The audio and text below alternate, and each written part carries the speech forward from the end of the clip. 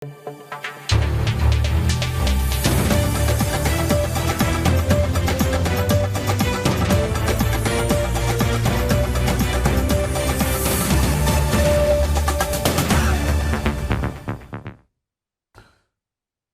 দর্শক, স্বাগত জানাচ্ছি আজকের সম্পাদকীয়তে। সাথে আছি আমি মুস্তফা খন্দকার। তারেক রহমানের নেতৃত্বে নবীন প্রবীণের সমন্বয়ে যাত্রা শুরু করেছে নতুন সরকার। জনগণের দোরগোড়ায় সেবা পৌঁছে দিতে অগ্রাধিকার ভিত্তিতে কৃষক এবং ফ্যামিলি কার্ড প্রদানের কাজ ইতিমধ্যে শুরু হয়েছে। তবে অর্থনীতি, কর্মসংস্থান ও আইন শৃঙ্খলা রক্ষার মতো চ্যালেঞ্জ মোকাবিলা করাই হবে এই সরকারের মূল পরীক্ষা।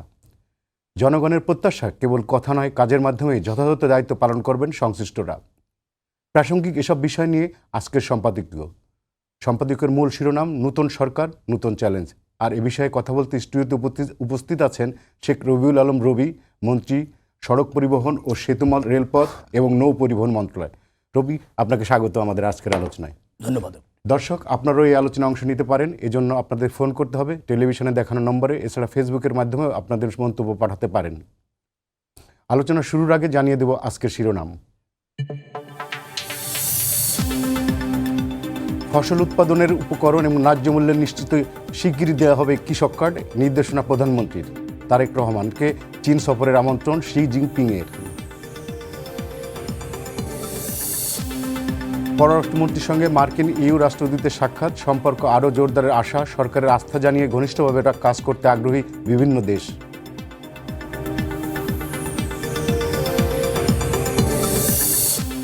পিলখানা হত্যার তদন্তে আলাদা কমিশন, রাস্তায় মব করে দাবি আদায়ের দিন শেষ। রাজনৈতিক বিবেচনায় অস্ত্রের লাইসেন্স বাতিলের ঘোষণা স্বরাষ্ট্রমন্ত্রীর।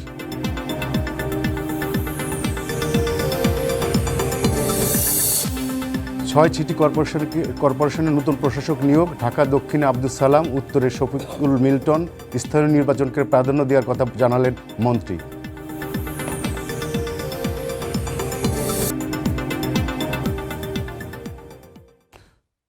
রবি, আপনাকে আবারও স্বাগত আমাদের আজকের সম্পাদকীয়তে।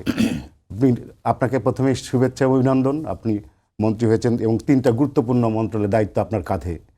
আপনার এই মন্ত্রণালয়গুলো নিয়ে আপনার পরিকল্পনার কি? ধন্যবাদ আপনাকে। ধন্যবাদ দর্শকদেরও যারা এই মুহূর্তে সময় টিভির সাথে যুক্ত আছেন। 3টি মন্ত্রণালয়ের দায়িত্ব প্রধানমন্ত্রী, সরকার প্রধান, আমি এবং আমার 2 প্রতিমন্ত্রীর উপর আস্থা রেখেই দায়িত্ব রেখেছেন,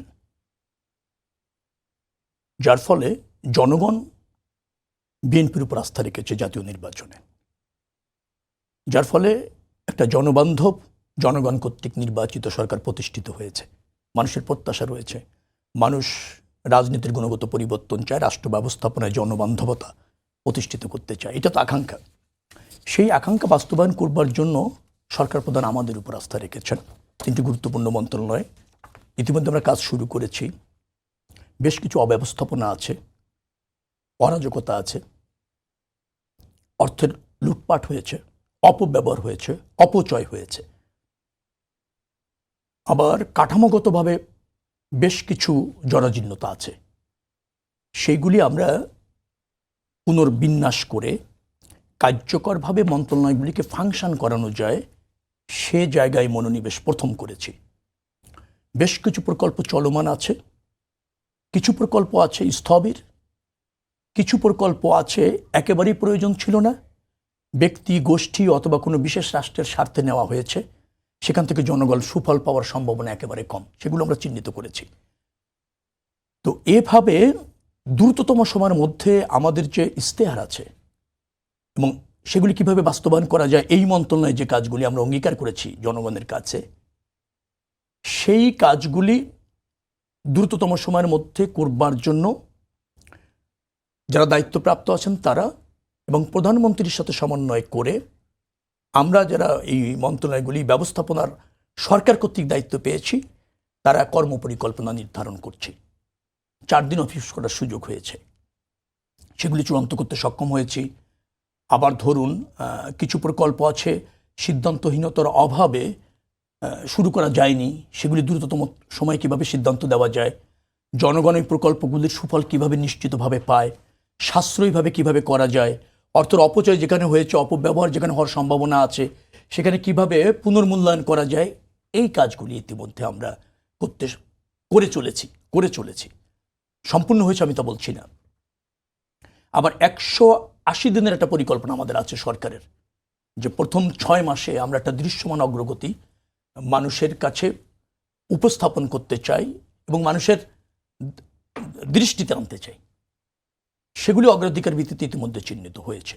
এখন আবার নতুন করে যেমন ঈদ যাত্রা আছে, ঈদের যাত্রার সময় একটা বড় চ্যালেঞ্জ। হ্যাঁ, একটা নিরাপদ যাত্রা, মনোরম পরিবেশের যাত্রা, ভোগান্তি ছাড়া মানুষ যাতে ঘর পৌঁছাতে পারে। আবার ঈদ শেষে যখন ঢাকামুখী হবে তখন যাতে তারা একবার স্বচ্ছন্দে নিরাপদে আসতে পারে। আমাদের কিছু সীমাবদ্ধতা তো আছে, জরাজীর্ণতা আছে, কারণ অল্প সময়ের মধ্যে কোটির উপরে মানুষ মুভ করে এই ঢাকা শহর থেকে। তো তাদের ট্রান্সপোর্টের ব্যাপার, রাস্তাঘাটে বেশ কিছু অব্যবস্থাপনা আছে। আবার আমাদের নাগরিক সচেতনতার অভাব আছে। ধরেন ফিটনেস নাই এরকম একটা গাড়িতে আমরা কিছু মানুষ জড়ো হয়ে একটা গাড়ি নিয়ে চলছি, কারণ টিকিট হয়তো তিনি সময় মতো পান নাই, পর্যাপ্ত টিকিট নেই, পরিবহন নেই। তার মধ্যে দিয়ে একটা নিশ্চিত মনোরম যাত্রা প্রতিষ্ঠিত করতে পারে, মানুষ উপভোগ করতে পারে, সেই জায়গাগুলিতে আমাদের আবার বিশেষভাবে মনোযোগ দিতে হচ্ছে। আচ্ছা, আমি একটু বলি, সেটা হচ্ছে আপনি তো আপনার দল অনেক বছর পরে ক্ষমতায়, 17 বছরের বেশি সময়। আমলাতন্ত্রের কাছ থেকে আপনার কি ধরনের মানে হেল্প পাচ্ছেন, কোনো প্রতিবন্ধকতা পাচ্ছেন কিনা, মানে কোনো অসহযোগিতার কোনো আমলাতন্ত্র আপনাকে যথেষ্ট হেল্প করছে কিনা? না, এই মুহূর্তে যদি আমি 5 দিনের সরকার বলি, আমি আমলাতন্ত্রের সহযোগিতা পাচ্ছি। এখন এই সহযোগিতাটার মাত্রা কতটা গভীরে অথবা কতটা প্রাসঙ্গিক এবং যৌক্তিক, সেটি নিয়ে কথা বলার এখনো সময় হয়নি।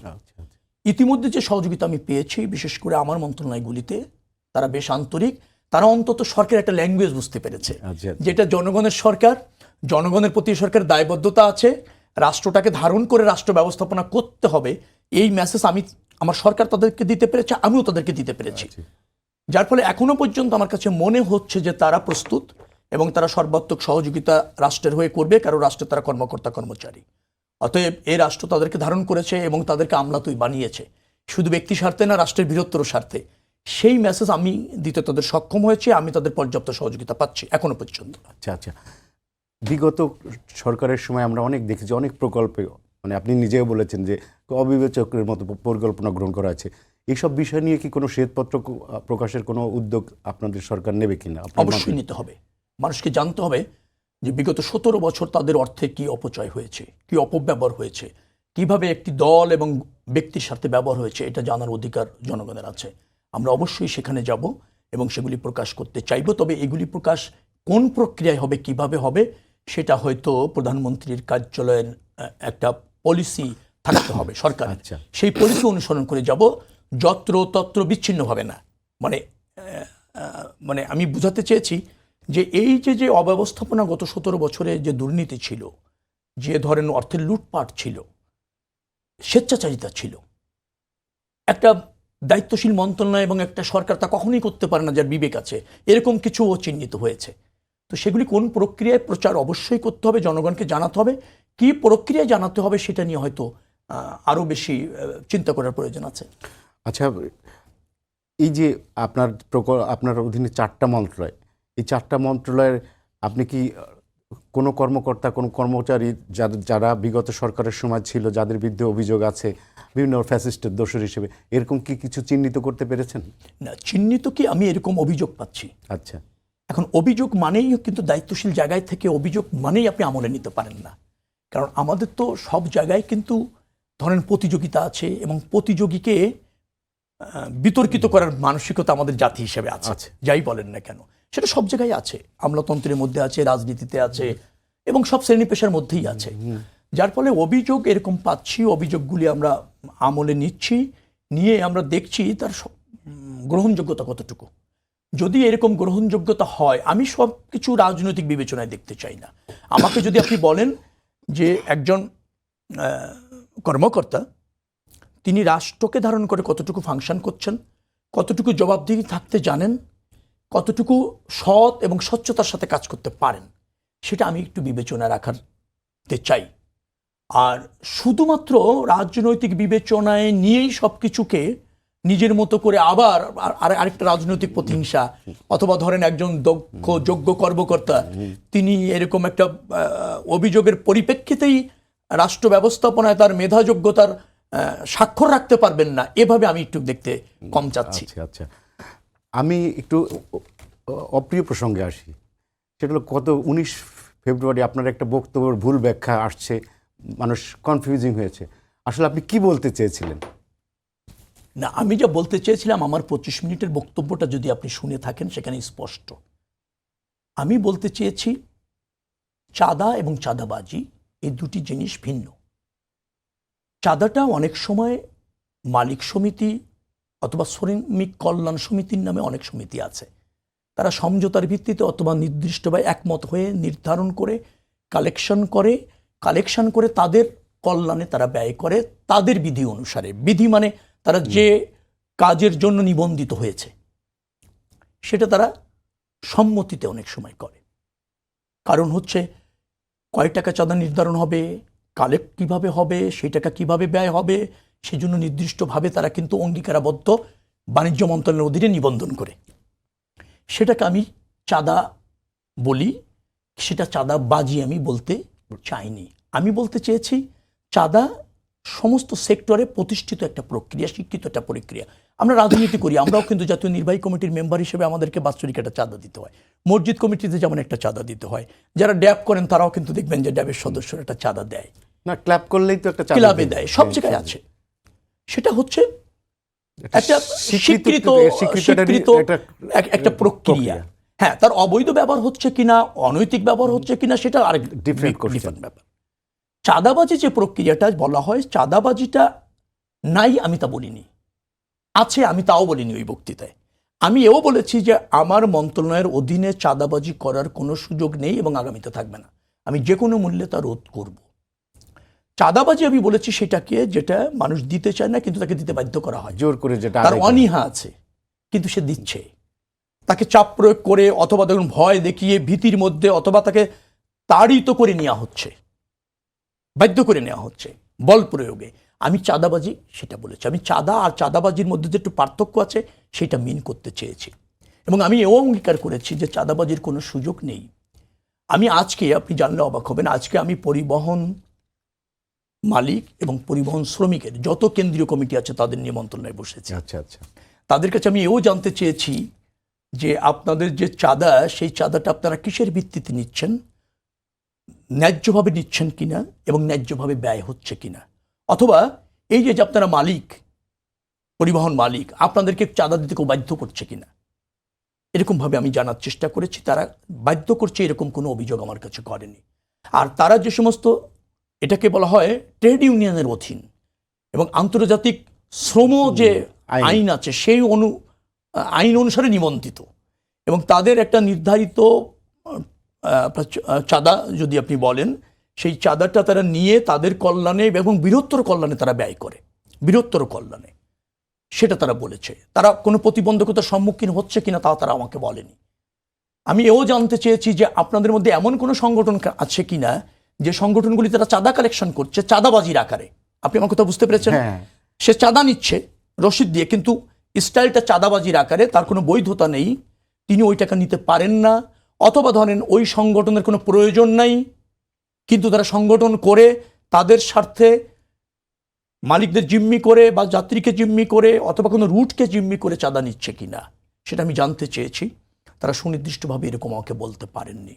শ্রমিক সংগঠনের নেতারাও ছিল, আমি তাদেরকে বলেছি যে সমস্ত বৈধ সংগঠন না, তারা যদি এভাবে চাঁদা নিতে চায় আমরা তাদের বিরুদ্ধে প্রয়োজনীয় ব্যবস্থা নিচ্ছি।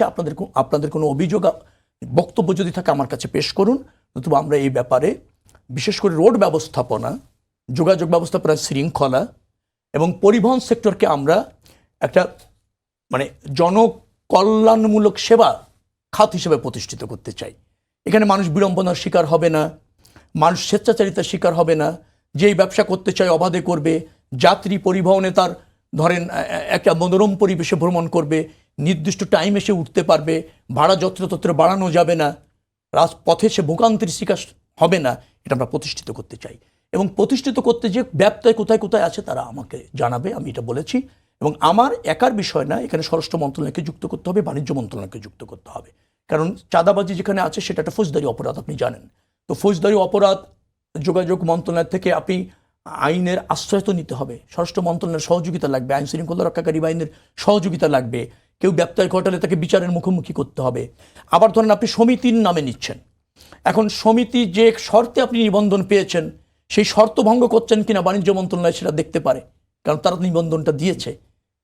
এই জায়গাগুলি 3টে মন্ত্রণালয়কে আমরা সমন্বয় করব। আমি উইদিন 7 ডেজের মধ্যে আমরা একটা প্রতিবেদন তৈরি করছি 3 মন্ত্রণালয়ের সমন্বয়ে। তারপর যেখানে যেখানে এই সড়ক ব্যবস্থাপনার দুর্ভোগ আছে এবং স্বেচ্ছাচারিতা আছে, আমি বলছি না যে স্বেচ্ছাচারিতা নাই, স্বেচ্ছাচারিতা আছে, সেই স্বেচ্ছাচারিতাগুলি চিহ্নিত করে আমরা মানে এই অনৈতিকভাবে টাকা আদায় অথবা চাঁদাবাজি যদি আপনি বলেন, যেখানে আমরা দেখব, যেখানে আমরা পাবো তার বিরুদ্ধে এবং কঠোর ব্যবস্থা আমরা নিতে বদ্ধপরিকর। এটা আমাদের দায়িত্বের অংশ। কিন্তু আমার দুঃখ লেগেছে এই জায়গায় যে চাঁদা এবং চাঁদাবাজিকে সবাই এক করতে চেয়েছে। আমি চাঁদাবাজির বিরুদ্ধে আমার মন্ত্রণালয়ের অবস্থান, আমার অবস্থান একেবারে বলতে পারে শূন্য সহনীয় অবস্থায় আমরা আছি। কিন্তু এটা নিয়ন্ত্রণের একটা প্রক্রিয়া অবলম্বন করতে হয়। ইচ্ছা করলেই আপনি বলে দিন না চাঁদাবাজি চলবে না, তার মানে চাঁদাবাজি চলবে না তা না। আইনি ব্যবস্থা নিতে হয়, জবাবদিহিতার মধ্যে আনতে হয়, মনিটরিংয়ের তৎপরতা বাড়াতে হবে। আমরা সেই কাজগুলি করছি। আচ্ছা, রেলের কি অবস্থা? আমরা তো রেল নিয়ে অনেক সবসময় এক ধরনের দুর্নাম আছে যে রেল এক লাভজনক না বাংলাদেশের। আপনি রেলকে নিয়ে আপনার পরিকল্পনাটা কি? রেলকে নিয়ে আমার যে পরিকল্পনা, তার চেয়ে বড় পরিকল্পনা হচ্ছে প্রধানমন্ত্রীর। আচ্ছা, তিনি 2বার ডেকে বাংলাদেশের রেল ব্যবস্থাপনাকে বা রেল যোগাযোগকে ঢেলে সাজানোর কথা তাগিদ দিয়েছেন। তিনি এও বলেছেন যে কোচগুলি আমাদের এখানে তৈরি করা যায় কিনা, এখন মেরামত হয়। আবার এও বলেছেন যে ইঞ্জিনও তৈরি করা যায় কিনা, কারণ তাহলে আমাদের ইঞ্জিন ইম্পোর্ট করা, কোচগুলি ইম্পোর্ট করা, ট্রেন লাইন আপনার তৈরি করা, তারপর ফাংশন করানো, বেশ কিছু জটিলতা এখানে আছে। কারণ সমন্বয়তার অভাব আছে। ট্রেন লাইন হচ্ছে, টেন্ডার হয়েছে, কিন্তু ঠিক অনেক পরে গিয়ে ইঞ্জিন আমদানি করতে হচ্ছে। ইঞ্জিন আমদানি করতে বেশ সময় লেগে যায়। কোচগুলি যদি আপনি আমদানি করে না আনেন সেটা আবার সময় লেগে যায়। তারপর সেটাকে যুক্ত করে ট্রেন লাইনটা চালু করে যাত্রী বহনযোগ্য করাটা বেশ কিছু সময় সাপেক্ষ হচ্ছে। আমরা এটাকে সমন্বয় করে দ্রুততম সময়ের মধ্যে করার চেষ্টা করছি। যেগুলি সিঙ্গেল লাইন আছে ডাবল লাইন করার চেষ্টা করছি। আবার আরেকটা কাজ আমরা করার চেষ্টা করছি যে নারায়ণগঞ্জ থেকে ঢাকা, ঢাকা থেকে জয়দেবপুর যে সংযোগগুলি আছে সেখানে যদি আমরা এখন যে প্রক্রিয়া ট্রেনটা চলে, যে বগিগুলি চলে, সেখানে সিটিং ক্যাপাসিটি বা অল্প কিছু লোক দাঁড়াতে পারে, এটা জরাজীর্ণ অবস্থা, এটার মানের একটা পরিবর্তন করার আমাদের নির্দেশ দেওয়া হয়েছে। যাতে আপনি যদি এই মেট্রো রেলের মতো যে কোচগুলি আছে ওই কোচগুলি যদি যুক্ত করেন তাহলে এর থেকে প্রায় 2.5 গুণ যাত্রী যেতে পারে। তার মানে আপনি ঢাকার থেকে প্রত্যেকটা টিপে 2.5 গুণ বেশি যাত্রী ঢুকাতে পাচ্ছেন, বের করতে পাচ্ছেন। ঢাকার বাইরের থেকে মানুষ ঢাকায় আসতে পারছে, অফিস করছে, ব্যবসা করছে, আবার অল্প সময়ের মধ্যে 1 ঘন্টার মধ্যে সে চলে যেতে পারছে পদ্মা সেতু পর্যন্ত প্রায়। তো এই জায়গাগুলিতে আমরা রেল সংযোগ এবং তার সার্ভিস নিশ্চিত করতে চাচ্ছি একটা ব্যাপক পরিবর্তনের মাধ্যমে। আমি জানি না, প্রধানমন্ত্রীর সবচেয়ে বেশি মনোযোগ পেয়েছি এই রেল সংযোগকে ঢেলে সাজানোর জন্য, যাত্রী বান্ধব করার জন্য এবং ঢাকার সাথে লিঙ্ক আপ করার জন্য, যাতে ঢাকার আশপাশ থেকে মানে আমরা দ্রুততম সময়ের মধ্যে ঢাকায় এসে আবার ঢাকায় কর্ম শেষ করে ঢাকার বাইরে চলে যেতে পারি। আর চিটাগাং থেকে ঢাকার যে সময় লেগে যায় এটা নিয়ে উনি খুব উদ্বিগ্ন। এটা দূরত্ব প্রায় 55 থেকে 60 কিলোমিটার কমানো সম্ভব। আবার এখানে যে কোচগুলি আছে খুবই জরাজীর্ণ অবস্থা, সেখানে যাত্রী সেবার ভিতরে কিছুই নেই। আপনি ফার্স্ট ক্লাস টিকিট কাটছেন, বসছেন, সেখানে যে কোনো লোক টিকিট কেটে এসে বসে যাচ্ছে, ঢুকে যাচ্ছে, এবং ওখানে যে পরিবেশ, বসার যে পরিবেশ, আপনি যা পে করছেন সেই তুলনায় আপনি সার্ভিস পাচ্ছেন না। হ্যাঁ, সেবাটা একেবারে অপ্রতুল। এই জায়গাগুলি একেবারে জরাজীর্ণ অবস্থায় আছে। রেল ক্ষেত্রে অনেক বিনিয়োগ হয়েছে, কিন্তু অপচয় আছে অনেক, অনেক অপচয়। অনেকগুলি প্রকল্প আছে, তার ব্যয় ছিল যা প্রয়োজন তার প্রায় দ্বিগুণ। এভাবে অনেক টাকার অপচয়টা হয়েছে। আমরা এটাকে একটা শৃঙ্খলার মধ্যে আনছি এবং জনবান্ধব একটা রেল ব্যবস্থাপনা প্রতিষ্ঠিত করবার জন্য ইতিমধ্যে প্রধানমন্ত্রী কর্তৃক নির্দেশিত হয়েছে। এবং সেই লক্ষ্যে আমাদের সেক্রেটারি সহ যারা এর সাথে জড়িত আছেন, যুক্ত আছেন, তারা দ্রুত গতিতে মানে দ্রুততম সময়ের মধ্যে কিভাবে এগুলি ফাংশন করানো যায় সেই পরিকল্পনা চলছে। আচ্ছা, বিগত ইন্টারিম গভর্নমেন্টের রেলের দায়িত্বে ছিলেন আপনি ফয়জুল করিম। উনি কি ধরনের কাজ করে গেছেন? ওনার কাছ থেকে ওনার কোনো পরিকল্পনা আপনার কাছে মনে হয়েছে যে এইটা আমি সামনে এগিয়ে নিয়ে গেলে এটার সুফল পাবো, এরকম কোনো কিছু? উনি লিখিত একটা গোপনীয়ভাবে আমাকে কিছু পরামর্শ দিয়ে গিয়েছেন। এটা সম্ভবত মন্ত্রণালয় পরিবর্তন হলে একটা বিধি থাকে, সেভাবে উনি লিখেছেন। আমি এটা পড়েছি মনোযোগের সাথে। উনি খুব বেশি ফাংশন করতে পারেননি, কারণ ওনাদের মনোযোগটা ছিল এই সংস্কার, বিচার এবং ধরেন একটা ভালো নির্বাচন। তবে উনি কিছু প্রস্তাবনা যেগুলি আমার কাছে দিয়েছে, আমার কাছে ভালো মনে হয়েছে, আমি সেগুলি গ্রহণ করেছি। কিন্তু এগুলি বাস্তবায়ন করবার ক্ষেত্রে আরেকটু বিচার বিশ্লেষণের প্রয়োজন আছে। তো সেই জায়গায় আমরা এগুলি মূল্যায়ন করবার জন্য ইতিমধ্যে একটা উচ্চ পর্যায়ের মিটিং আমি করেছি। তাতে আমাদের কাছে মনে হয়েছে যে এখানে 2-3টি প্রস্তাবনা আমরা একেবারে নির্দ্বিধায় গ্রহণ করতে পারি। বাকি 2-একটা জায়গায় আছে, সেগুলি আমাদেরকে আরও বেশি একটু সম্ভাব্যতা যাচাই করে রাষ্ট্র কিভাবে লাভবান হতে পারে, প্রকল্পগুলির ব্যয় কিভাবে আরেকটু মিনিমাইজ করা যায় কিনা, সেজন্য আমরা আরেকটু বৃহত্তর পরিসরে চিন্তা করার প্রয়োজন মনে করছি। তবে আমি তার প্রস্তাবনাগুলিকে খুব ইতিবাচক হিসাবে নিয়েছি। আচ্ছা, নগর সার্ভিস, টাউন সার্ভিস এবং ঢাকা শহরের যে বাসগুলো, তারপরে যারা পরিবহন সেক্টরে আছে, এদের বিষয়ে কি আপনার নতুন কোনো পরিকল্পনা আছে? কারণ ঢাকা শহরে আমরা দেখছি যে কয়েকটি গুটিকত পরিবহন সংস্থাই মোটামুটি পুরো শহরটাকে কাভার করছে। আপনি কি এগুলো নিয়ে কোনো চিন্তা ভাবনা করছেন কিনা? টাউন সার্ভিস, বিশেষ করে যে ঢাকার মধ্যে যে কয়েকটা রুট আছে, এগুলো নিয়ে? হ্যাঁ, এই রুটগুলি ঢেলে সাজাতে হবে। বাসের মান খুবই জরাজীর্ণ, কোনো শৃঙ্খলা মানে না। রাস্তার উপর দিয়ে 3টি বাসও একসাথে প্রতিযোগিতা লাগে। তারা যখন বাসগুলি পার্ক করছেন, অর্থাৎ যাত্রী নেওয়ার জন্য উঠছেন, কোনো মানছে না। আবার এটাও আপনি দেখবেন যে যে বাস কোনো আধুনিক শহরে চলার উপযুক্ত না, সেই বাসগুলি চলছেন। কিছু এখন একটু পরিবর্তন হয়েছে, সামান্য কিছু। তো আমরা আবার আরেকটা জায়গায় প্রধানমন্ত্রী বলেছেন, আমাদের অঙ্গীকারে আছে, ইস্তেহারে আছে, যে আমরা মেয়েদের জন্য আলাদা বাস চালু করতে চাই এবং তার ড্রাইভার, হেল্পার এবং সুপারভাইজার সবই নারী হবে। আমাকে ডেকে উনি বললেন যে এটা আমরা দ্রুত করতে চাই, 200-র মতো বাস আমরা আপাতত করতে চাই এবং এই বাসগুলি মানসম্মত বাস আমরা ইম্পোর্ট করতে চাই। কিন্তু আমি গিয়ে দেখলাম এই মুহূর্তে 26 জন নারী ড্রাইভারকে প্রশিক্ষণ দেওয়া আছে, কিন্তু তারা 3 জন মাত্র বাস চালাতে জানেন, বাকিরা প্রাইভেট কার চালাতে জানেন। আচ্ছা, তো এখন নতুন ড্রাইভার নিয়োগ দিয়ে বাস চালাতে সক্ষম এবং আগ্রহী নারী ড্রাইভারের সংখ্যাটা বেশ কম। অর্থাৎ ইচ্ছে করলে আমি হয়তো 3 থেকে 4টি বাস নামাতে পারছি, বাকিটা পারতে হলে আমাকে ওই নারী ড্রাইভারদেরকে আরও বেশি প্রশিক্ষণ করে তাদেরকে উৎসাহিত করতে হবে। আর সুযোগ সুবিধা বাড়িয়ে না দিলে নারী ড্রাইভাররা সাধারণত এটা একটা ঝুঁকি মনে করছেন আর কি। আচ্ছা, তো আমাদের এই পরিকল্পনাটা আছে। আবার বাসের কথা বলছেন, ঢাকার চাকাটা দেখবেন যে গুলশানে বেশ ভালো চলছে। একই প্রক্রিয়া আমি ধানমন্ডিতে স্টার্ট করতে চাচ্ছি। যে ধরেন আপনি মিরপুর রোড দিয়ে গেলেন, 27 নম্বর দিয়ে আসলেন, 7 মসজিদ রোড দিয়ে গেলেন, গ্রিন রোড দিয়ে গিয়ে পান্থপথ দিয়ে আবার এভাবে ঘুরলেন 32 হয়ে। তাতে চক্রাকারে যদি এখানে বাস চলে, তাহলে ধানমন্ডি এই রেসিডেন্সিয়ালের মতো একটা অভিজাত এলাকায় যেভাবে অটো রিক্সার দৌরত্ব বেড়ে গিয়েছে, মানুষ তখন এইভাবে চক্রাকারে ঘুরলে দেখবেন যে বাসে উঠছে। হ্যাঁ, এবং সেখানে নারীদের জন্য 2টা রিজার্ভ বাস আমরা করার চেষ্টা করছি, যে শুধুমাত্র নারীরা। এরকমভাবে আমরা চিহ্নিত করছি যে এই নগর পরিবহন সেবাটাকে ঢেলে সাজানোর প্রয়োজন আছে।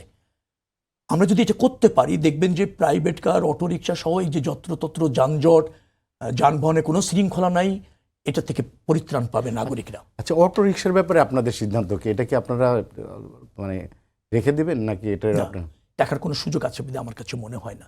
তবে এই ব্যাপারে কংক্রিট কোনো সিদ্ধান্ত এখনো আসেনি।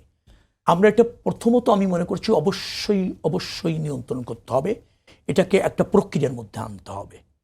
একেবারে উচ্ছেদ করতে আপনি পারবেন, আমার কাছে তা সিদ্ধান্ত এখনো পর্যন্ত আমি বলতে চাইব না।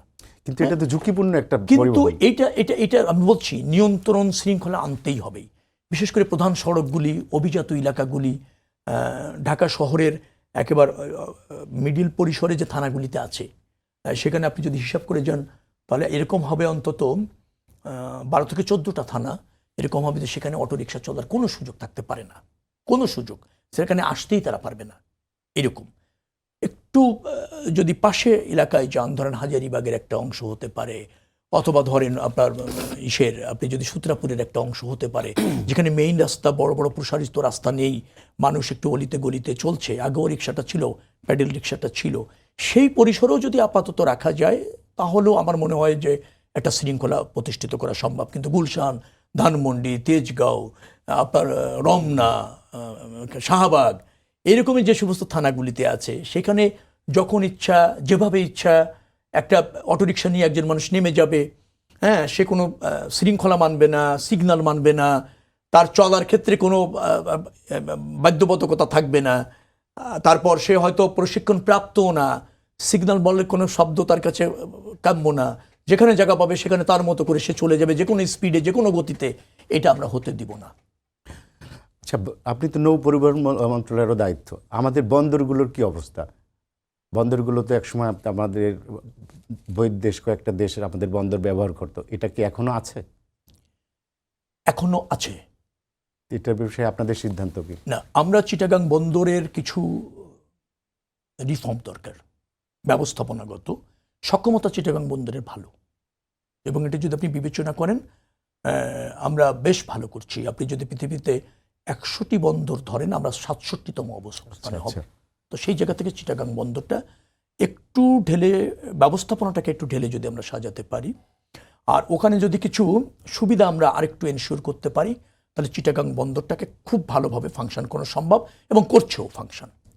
আরেকটু যেহেতু রাজনৈতিক সরকার এসেছে, সরকারের দায়বদ্ধতা আছে, সরকারের সেন্ট্রাল কমান্ডো আছে, এই সরকারের কারো কাছে যেহেতু জনগণের সরকার, কোনো দায়বদ্ধতা নেই, আমরা আরেকটু স্বতন্ত্রভাবে সিদ্ধান্ত নিতে পারলে চিটাগাং বন্দরকে আরও ভালোভাবে ফাংশন করাতে পারব। ওখানে আরেকটু সম্প্রীতিরও প্রয়োজন আছে আমরা মনে করেছি।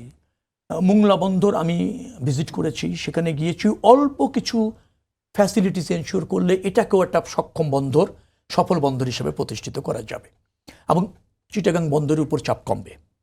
মোংলা বন্দর কেন্দ্রিক অনেক সুযোগ এখনো আছে। এখন 7.5 মিটারের জাহাজ আসছে।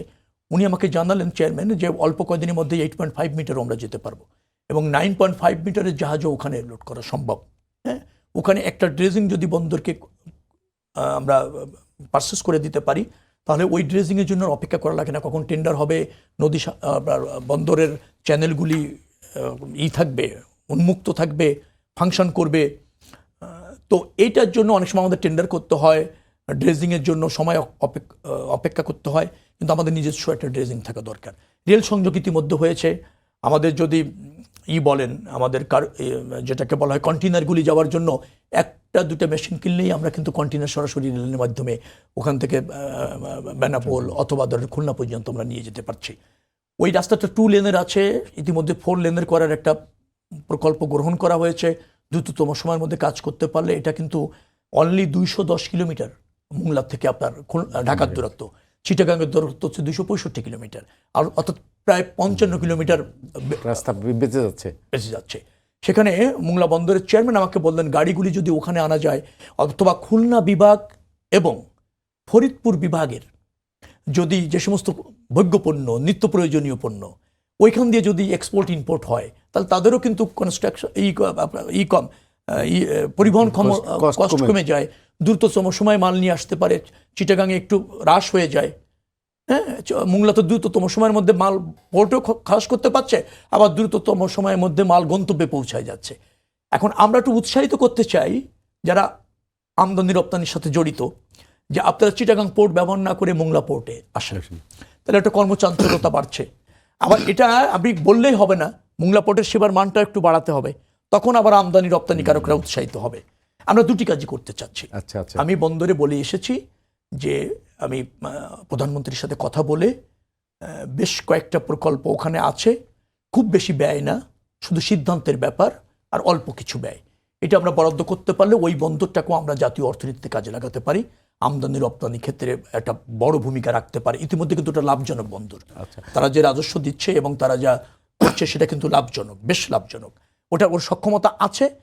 কিছু ধরেন আপনি 80% প্রস্তুতি নিয়ে যাচ্ছেন, 20%-এর জন্য আপনি অপারেশনে যেতে পারছেন না, সেই জায়গাগুলো আমরা একটু এনশিওর করতে চাচ্ছি। আরেকটা কথা বলে আমি শেষ করি এই প্রসঙ্গটা, সেটা হচ্ছে যে আমাদের এই যেমন গার্মেন্টস সেক্টরটা, সেটা হয়তো চিটাগাং বন্দরে অনেক সময় হাবটা তো গাজীপুর অঞ্চলে, তারাও কিন্তু এই দিক দিয়ে আপনি মোংলা পোর্ট ব্যবহার করতে পারবে।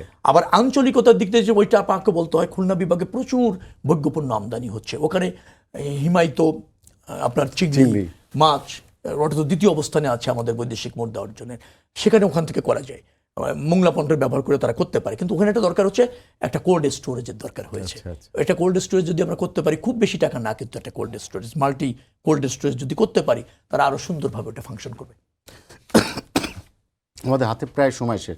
আপনি ছিলেন একটা থানার নেতা, এখন হয়েছেন পুরো জাতীয় নেতা, 4টা বড় বড় বিগ মন্ত্রণালয়। আপনার কাছে কেমন লাগছে বিষয়টা? এই যে না। বড় দায়িত্ব, এই যে রেসপন্সিবিলিটি, আপনার এক জায়গা আছে যে আপনার আসনের ভোটারদের এক ধরনের জবাবদিহিতার বিষয় আছে, এখন আপনি পুরো দেশের পুরো জনগণের কাছে জবাবদিহিতার জায়গায় গেছেন, আপনাকে সবসময় ওয়াচ করছে। এমন 4টা মানে মিনিস্ট্রি আপনার কাছে আছে, জনগণ প্রতি মুহূর্তে আপনার কোনো না কোনো মিনিস্ট্রির সাথে রিলেট করছে।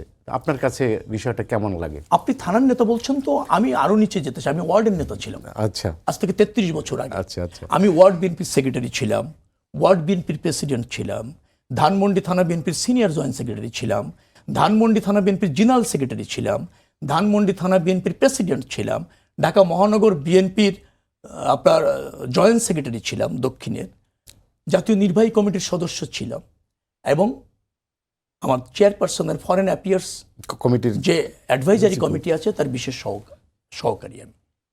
অর্থাৎ ওয়ার্ড থেকে শুরু করে মানে সেন্ট্রাল গ্রাসরুট থেকে আপনি একবার টপ লেভেলের মোটামুটি এক্স্যাক্টলি আমি ওয়ার্ড থেকে শুরু করে, ওয়ার্ডের নিচে আর কোনো কমিটি নাই, পদ নাই, ওয়ার্ড থেকে শুরু করে সেন্ট্রাল পর্যন্ত সব স্তরে আমি এই দলের হয়ে দায়িত্ব পালন করেছি 33 বছর। যার ফলে আপনি যদি এভাবে বলেন যে মানুষের আস্থা অর্জন করতে সক্ষম হয়েছি, প্রতিকূল পরিবেশকে দলকে রিপ্রেজেন্ট করেছি, আমার সামর্থ্যের শতভাগ নিয়ে দল এবং এলাকার মানুষের পাশে থেকেছি, যার ফলে দল এবং মানুষ আস্থা রেখেছে বিধায় পার্টি চেয়ারম্যানও আমার উপর আস্থা রেখে দায়িত্ব রেখেছে। আমি শুধু এতটুকু বলতে চাই, যে আস্থা দল এবং দেশের মানুষ আমাকে নির্বাচিত করে রেখেছে, কোনো অবস্থাতে আমি তার অমর্যাদা করব না। শিকার শেষ নাই, চেষ্টা করতে হবে, কারণ মানুষ আমাদের উপর আস্থা রেখেছে। আর আমরা সেবার ব্রত নিয়েই রাজনীতিতে এসেছি।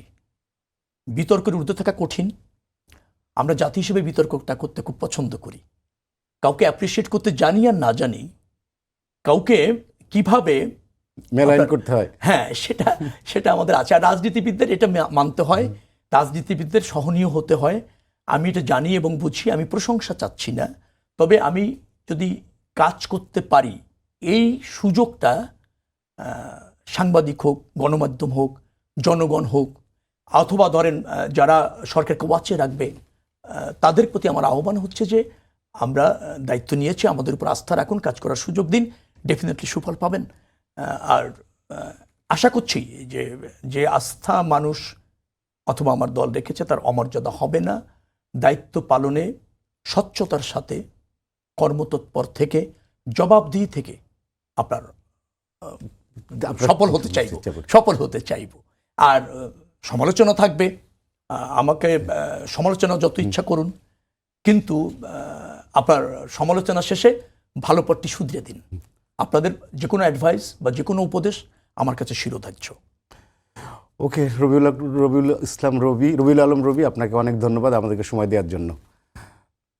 সবাইকে ধন্যবাদ জানিয়ে শেষ করছি আজকের সম্পাদকীয়। আগামীকাল আবার দেখা হবে একই সময়। শুভরাত্রি।